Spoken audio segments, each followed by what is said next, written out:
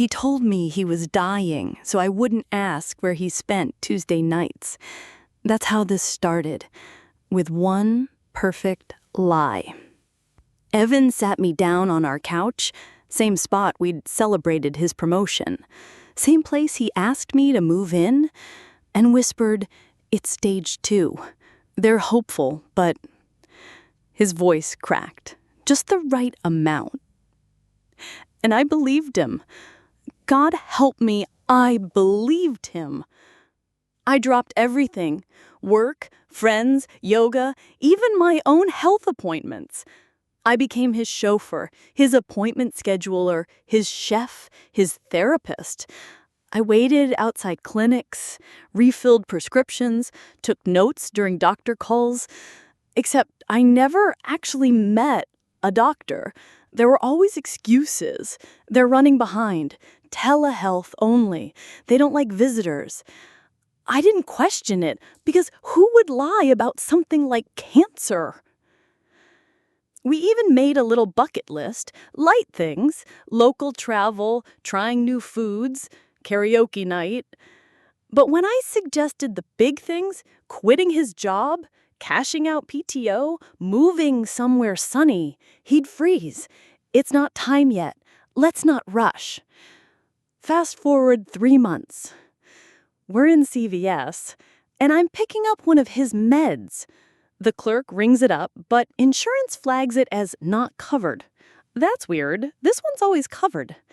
The clerk shrugs. "This is the first time I've seen it filled." "Sorry, what?" She tilted her head. "Yeah, this one was only prescribed a week ago." I froze. According to Evan, he'd been on this exact pill for 2 months. It was one of the harsh ones, the ones that made him too tired to go out, the ones that explained why I spent so many nights alone. I didn't say anything, just smiled, paid in cash, and walked out like I wasn't unraveling inside. That night, I went through our bathroom drawer, checked every pill bottle. Most were real, generic labels, printed dates, but one stood out: prescription for a James H. Sullivan. Not Evan's name, not even his alias. I Googled the pharmacy. Out of state. A refill was shipped to a P.O. box in Illinois. Evan has never been to Illinois. That's when I knew. I waited until he fell asleep, then grabbed his work phone and flipped the camera toward the mirror, hit record. Just me, in the dark, whispering into the lens. He lied. I filmed. I wasn't ready to confront him. Not yet. I needed proof. I needed everything. So I bought a burner phone, same model as his. Installed a camera trap app, hidden mic. I synced his smartwatch to my laptop while he was in the shower, tracked his steps, took screenshots. And I started logging every time he said, "I'm too weak tonight." Almost every time. His location said Union and Carroll. Not a hospital, not a clinic. A wine bar. Week after week, same location, same hours, same lie. I didn't cry. I documented. One night, I waited outside, parked across the street, watched him walk in at 6:47 p.m. in jeans and a sweater, looking the exact opposite of someone going through chemo. At 7:02 p.m., she arrived, blonde, tall, laughing, wearing red lipstick. They sat in a corner booth. I couldn't hear what they said, but I could see her take his hand. My chest tightened. I hit record. I watched her kiss his cheek, then his mouth, then feed him something from her plate. He licked her fingers. When they stood up to leave, she slipped something into his pocket. It was the same coat I did laundry for, the same one I ironed for his oncology consult. I didn't follow him. I didn't scream. I didn't throw open the door like in a movie. I went home. I waited for him to come back, 2:11 a.m., smelling like cheap soap and expensive perfume. He crawled into bed beside me and whispered, "Baby, thank you for being my light through this." I said nothing, because while he slept, I pulled the thing she'd slipped into his pocket. A folded receipt from a hotel 2 blocks away, 2 guests, 1 room, and a lipstick kiss mark in the corner. But it wasn't the kiss that broke me. It was the name on the room reservation, Mrs. Sullivan. The same last name that was on the pill bottle. I didn't sleep. I just sat at the kitchen counter with the receipt, the pill bottle, and the burner phone spread out in front of me like puzzle pieces from someone else's life. Mrs. Sullivan, the fake prescription, the red lipstick on his neck. By morning, I wasn't sad. I was surgical. I started digging. First, Sullivan. I ran his name, James H. Sullivan, through Google, then Facebook, LinkedIn, even old alumni databases. And I found him. A real James Sullivan. 46, lives in Illinois, divorced, no connection to Evan whatsoever, except for one shared photo buried deep on a Facebook profile of a woman tagged in a wedding album. Her name? Sasha Sullivan, the same blonde from the wine bar. In one photo, Evan's standing next to her, arm around her waist, not just smiling, beaming. He wasn't dying. He was married, and not to me. My stomach turned, but I didn't cry. I opened the burner phone and created a new file folder. Operation Widow. I uploaded the video of him at the bar, the receipt from the hotel, the prescription label, GPS screenshots of his movements, the whispered footage of him lying to me in bed. Then I did something worse. I synced the hidden mic app to his Apple Watch again. Because if I was right, he didn't just fake illness to cheat. He used it to fund the affair. Evan had told me he was out of work on medical leave. So I paid the rent, I bought groceries, I covered everything. But if he was also booking hotel rooms, buying wine, and playing house with a second woman in another name, where was that money coming from? At noon, I opened his laptop while he was in the shower. He'd left it logged into a shared Google Drive folder labeled Work Expenses Shared with HR. Why HR? That's when it clicked. He was claiming fake reimbursements. I opened the spreadsheet labeled Medical and Travel, line item 14, Private Oncology Consultant, $2,600. Description, Specialist in Alternative Chemo. Line item 19, Recovery Stay, $3,200. Description, Wellness Hotel near Treatment Center, NYC. I checked the address. It was the same hotel he took Sasha to. The same one on the receipt with the lipstick. He was funneling affair costs through his job's insurance portal. He wasn't just cheating. He was committing fraud. I needed more. That night, while he slept, I slid his phone from his palm and used the Face ID unlock. I held my breath. It opened. Messages flew by. Sasha, work, supply guy, babe number 2. Yes, really. But the worst one? A group chat labeled The Cancer Club. Inside, Evan, Sasha, and 2 other numbers. One message from Sasha read, "You think Maddie suspects?" Evan, "Nah. I used the night sweats excuse again. She brought me tea and cried herself to sleep. I almost felt bad. LOL. The others responded with laughing emojis. Another message, time-stamped 4 weeks ago. Just need to hold this for another 3 months till I hit 6-month survivor status. Then I can move out without looking like a villain. That's when my hands stopped shaking. because I saw the file attachment, exitscript.doc. I downloaded it. It was a full PDF, 3 pages long, a breakup speech, pre-written, with bullet points like, don't say she was controlling, say she lost herself. Mention the toll cancer took emotionally, shift blame. Cry once, not twice. Be believable. Make her feel like she's setting you free. He prescripted my heartbreak. I turned off the phone, went to the mirror, and I filmed myself again. Just the same line, whispered through clenched teeth. He lied. I filmed.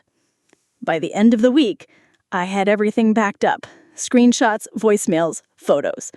And then I found the final proof. A screenshot from Sasha, sent to Evan's burner phone. She was holding a positive pregnancy test, and the caption, "No more lies now. Promise me." Evan had replied, "I promise. Maddie's almost out of the way." I didn't cry. I planned. By the time Evan poured himself a glass of orange juice and sighed about chronic fatigue, I had already rerouted our Wi-Fi logs through a tracking extension. Every time he connected one of his phones, the MAC address pinged and cataloged its activity. The burner, active between 2 a.m. and 4 a.m., sending photos, voice notes, sometimes even PDFs, like resumes, to companies in Illinois. So let's review. Evan lied about having cancer. Evan faked medical expenses to cheat and commit fraud. Evan had a secret girlfriend who thought she was a wife. Evan was planning to dump me with a scripted breakup. Evan got that same woman pregnant. Evan was actively applying for jobs across state lines. Evan thought I was in the dark. No. I was filming. I created a new folder on the burner, titled Stage 4.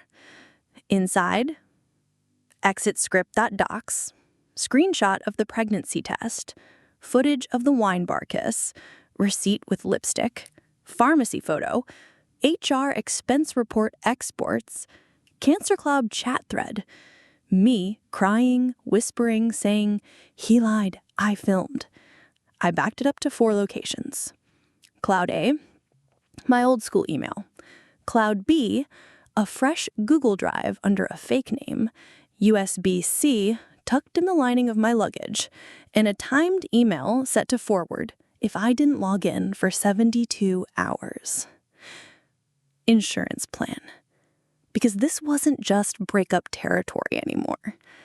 This was legal and corporate. I found out Evans Taub was rolling out a wellness benefit package for executives. If his recovery story got media attention, he'd be eligible for a press profile, plus a bonus for his resilience under pressure. He was literally monetizing my grief.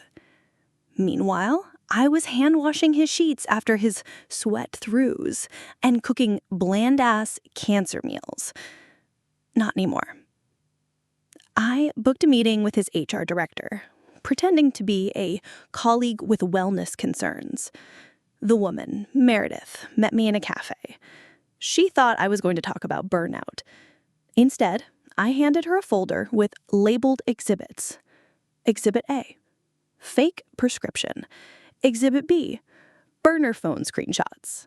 Exhibit C, his recovery stay receipts matched to his affair nights. Exhibit D, exitscript.docs. Exhibit E, my face on video, whispering what he'd done. Her face went pale. She said, "You know this could get him fired and arrested, right?" I nodded. "I don't want revenge. I want freedom." She nodded slowly. "You'll have it by Monday." But I didn't wait for Monday. That night, Evan came home early, said his labs looked good. I smiled, said we should celebrate. I poured wine, made dinner, wore the blue dress he used to love before he started sleeping with Sasha. He sat down and said, You've been amazing through this. I don't know what I did to deserve you." I looked him dead in the eye and said, "You lied. I filmed." His fork froze. I hit play on my laptop. The projector I'd hidden earlier lit up our wall, bright and huge and impossible to ignore. Video: him kissing Sasha at the wine bar. Screenshot: the pregnancy test message. Screenshot: Maddie's almost out of the way. I watched his soul collapse behind his eyes. "What is this?" he croaked. "This is your goodbye tour." Then I played the exit script out loud. Don't say she was controlling. Say she lost herself. He stood up, lunging for the laptop. I moved faster. I said, "I have 4 copies. Touch one and the others go public, including to your boss, your fake wife, and," I paused, "your actual mother, who thinks you're doing chemo." He dropped to the floor like his bones gave out. I stepped over him. "You have 48 hours to disappear. Or what? I'll make you viral. And trust me, I know how to tell a story." Then my phone pinged. New message from Sasha. She'd seen the pregnancy screenshots. She wrote, "Meet me now. I know who he really is." Sasha didn't meet me at a wine bar. She picked a cemetery. I'm not kidding.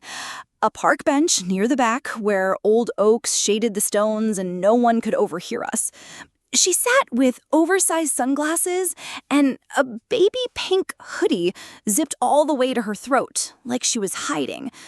When I walked up, she didn't look surprised. "You're Maddie," she said quietly. I nodded. She gestured to the spot beside her. I didn't sit. "I saw the screenshots," she said quietly, "and the exit script. Thank you for that."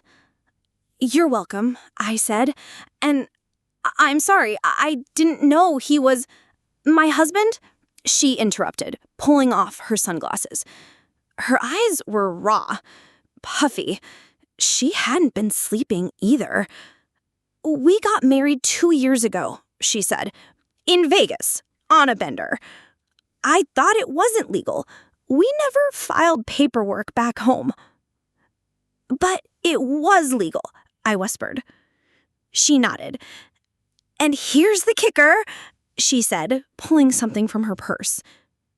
A birth certificate. The father's name? Evan Matthew Sullivan.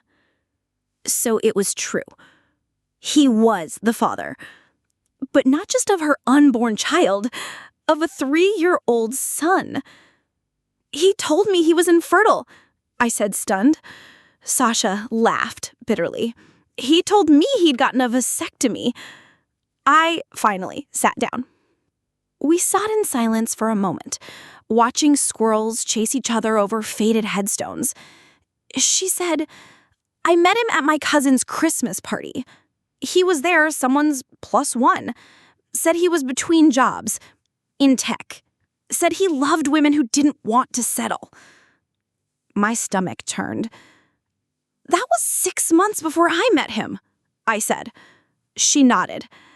"He told me he had cancer last year?" I froze. "Last year?" She nodded again. "Same routine, fatigue, night sweats, special diet. He'd disappear for appointments. I paid for his Airbnb while he was recovering." I wanted to vomit. "How long were you together?" I asked. She pulled out her phone and tapped her gallery. There were hundreds of photos, dates, trips, a Disney vacation. He said we couldn't post publicly because of stalkers, tech exes. I believed him. A thought hit me like a bullet. "Did you ever meet his family?" Her expression darkened. "He said they cut him off when he got sick, that they didn't want to watch him die again. Said he had a brother who passed from leukemia and it destroyed his parents." I blinked. That was exactly the story he told me. Only in his version, he was the brother who survived. I pulled up my burner phone, opened the exit script cancer thread, and passed it to her. She scrolled, paused, then pointed. That's Leah. She was at our son's birthday party. She's in the club? I asked. No, she was dating Evan. I thought she was just a coworker. We stared at the screen, at the laugh emojis, the sick jokes, the way they all enabled each other. Then Sasha leaned closer. You need to know something else. She opened her email, searched a name, James H. Sullivan. Same name as on the fake pill bottle. I called the pharmacy listed on the label, she said, asked them to verify. They said that prescription never existed. But they did have someone by that name. Let me guess, I said. Dead. Died 3 years ago of lymphoma. I didn't move. She zoomed in on an obituary. The man looked just like Evan, but 20 years older? A brother? A cousin? Or maybe a father? Sasha leaned in. I think he's using his dad's identity. For insurance, for prescriptions, maybe more. That's when I remembered. The Google Doc exitscript.docx had metadata. I checked the original version. Author J. H. Sullivan. He's not just a liar. He's a construct, a patchwork of fake stories and recycled names. She said, he's more dangerous than we knew. Then my phone buzzed. A text from Lila. He's at your apartment. He said he's here to fix everything. I jumped to my feet. Sasha grabbed my wrist. Don't go alone. But I was already running because I knew something she didn't. The cloud folder had been accessed. Someone had changed the password, and it wasn't me. I burst into the apartment, breath ragged, keys still in my hand like a weapon. And there he was, Evan, sitting on the couch like nothing had happened. Like he wasn't the human equivalent of a data breach in a tuxedo. Like he hadn't just weaponized fake cancer, stolen identities, and broken hearts like they were rental cars. Hey, he said, softly, like we were picking up takeout. My eyes scanned the space. The living room looked the same, but cleaner. Too clean. You changed the password, I said. He tilted his head, fake confused. What password? To the cloud folder, the one with everything. You think I didn't notice? He shrugged. You shouldn't leave things open when you know I know where to look. I stepped forward. What did you do with it? He leaned back on the couch, legs crossed, arms spread, like a villain posing for a character portrait. I deleted it, obviously. You were spiraling, Maddie. I couldn't just let you tank everything over a few misunderstandings. Misunderstandings? I barked. You forged medical documents, faked terminal illness, and impregnated your fake wife under a fake name. His expression cracked, barely. A flicker of something cold passed through his eyes. Sasha told you, huh? I showed me his obituary. Evan stood now, slow, measured. That wasn't supposed to come out. I think any of this was supposed to come out? His jaw tensed. She was never supposed to keep the baby. I froze. What? He looked me dead in the eye. She promised me. We made a deal. I told her I couldn't start over. She said she'd take care of it. Then she ghosted, and now here we are. I took a step back. You're not just a cheater. You're sick. He smiled. Ironic, coming from the woman who built a whole documentary out of my private life. You faked cancer! He didn't flinch. I wanted to throw something, scream, burn the couch down, and write, "He lied. I filmed," in ash on the wall. Instead, I pulled out the USB, the backup. His smile faded. You're bluffing. No, I said you're projecting. I walked to the TV, plugged it into the HDMI converter. The screen lit up. Last chance, I said. Walk away. Quietly. I'll sit on it. You're bluffing, he repeated, voice tightening. So I clicked play. And there it was. His Cancer Club thread. He's kissing Sasha. The burner messages. His face. But then, black. The screen cut out. Error. File corrupted. My heart sunk. He smiled slowly. See, that's the thing about cloud backups. If you change the master password before the auto sync finishes, the local files get bricked. He turned toward the door. You tried. You got creative, but in the end, I'm the one who knows how to cover tracks. And he walked out. I stared at the black screen. Everything was gone. Or so I thought. Then I heard a buzz. Not from my phone, from the burner. I grabbed it. A new message. No contact name, just a timestamp. Still have the dash cam file? And below it, a link. I tapped, and the video loaded. It was shaky, but clear. Evan and Sasha in the car, parked outside the hotel, arguing. You promised you'd handle Maddie, she says. He replies, she's a prop, you're the plan. Then, I told her I was dying, you think she'll out me now? Sasha, you don't lie your way into fatherhood, Evan. Him, I've lied my way into everything. I blinked. The file name? JHS finalfallback.mov. He had made it. A backup of his own. The liar filmed himself. I watched the dashcam file 3 times in a row, not because I needed clarity. His voice was crystal fucking clear, but because I needed to believe it was real, that I hadn't imagined his arrogance, that he really had looked straight ahead, jaw tense, smirking, and said, I've lied my way into everything. It wasn't just evidence. It was confession.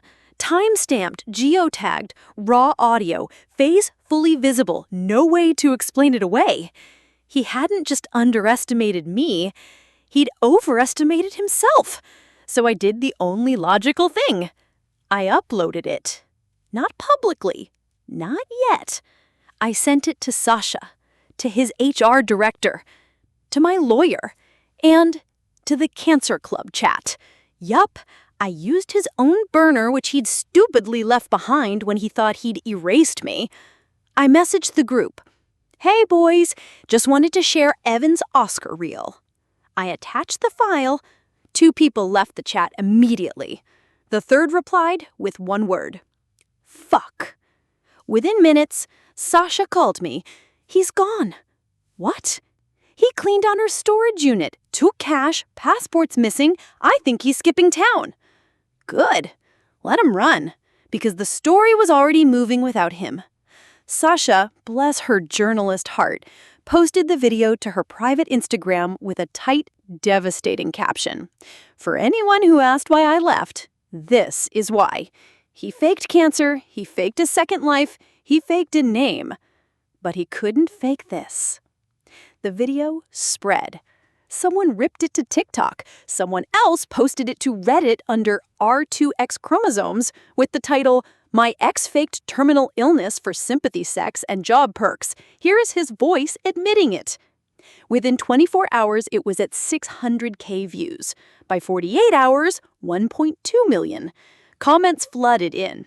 Other women started coming forward. Different cities, different names.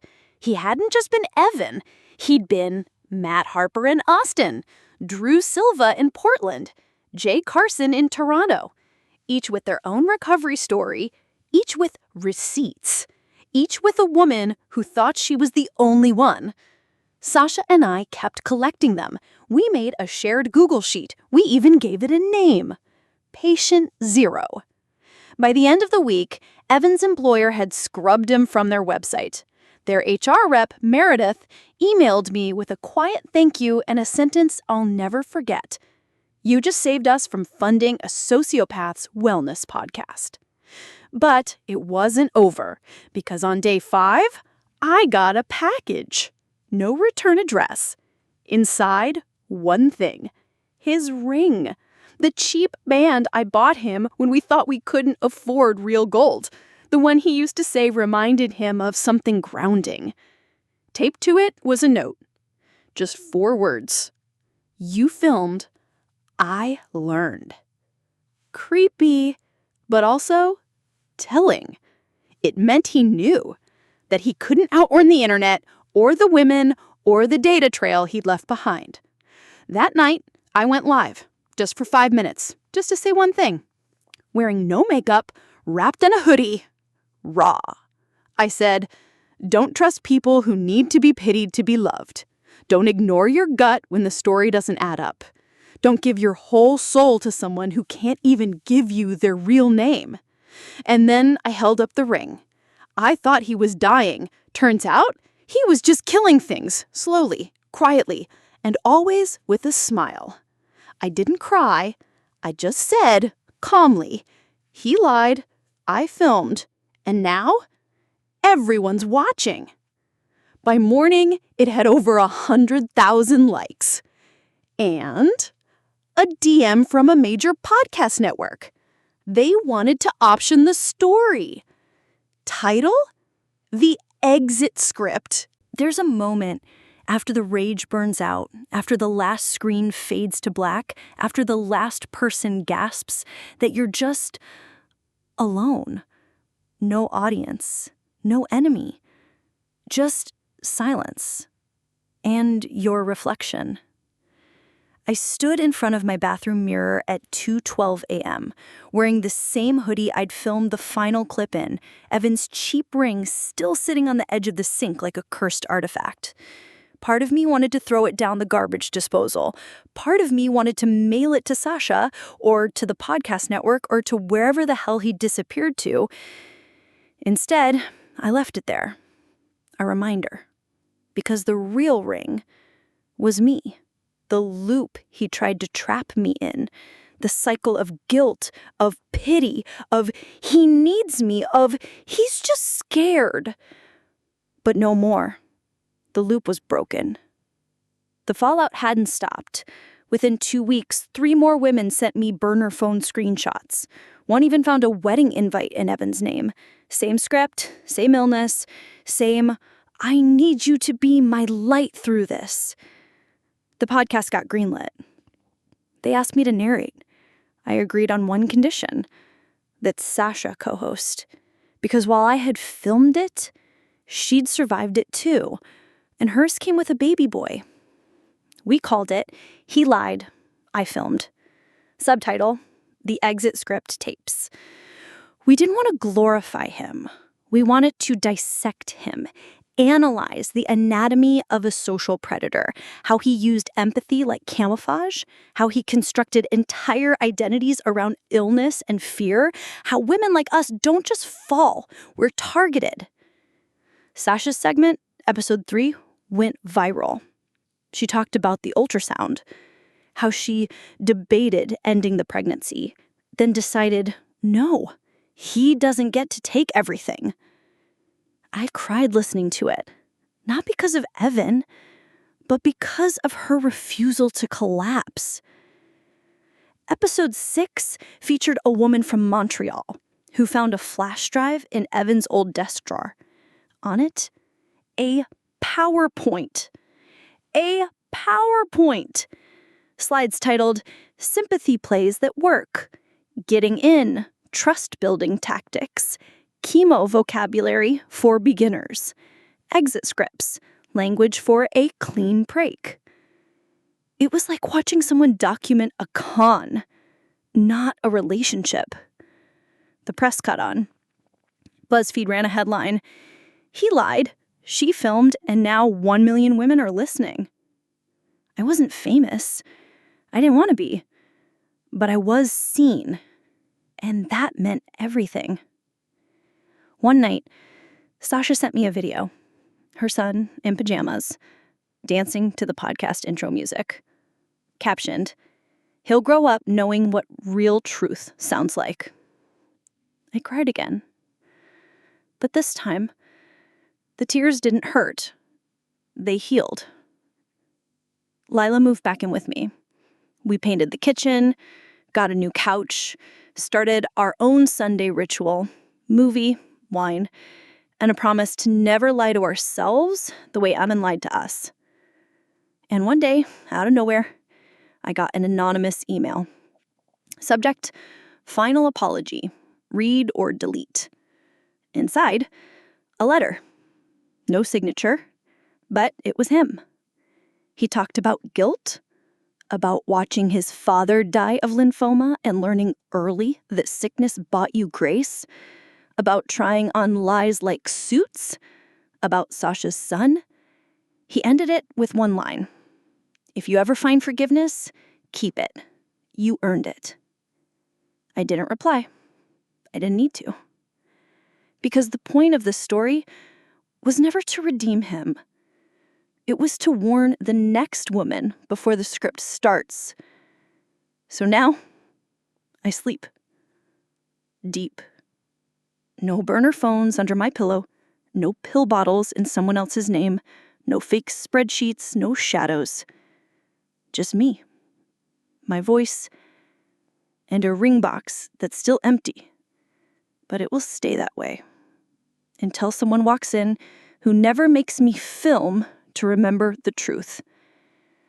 Because the next one, he tells the truth. And I don't need the footage.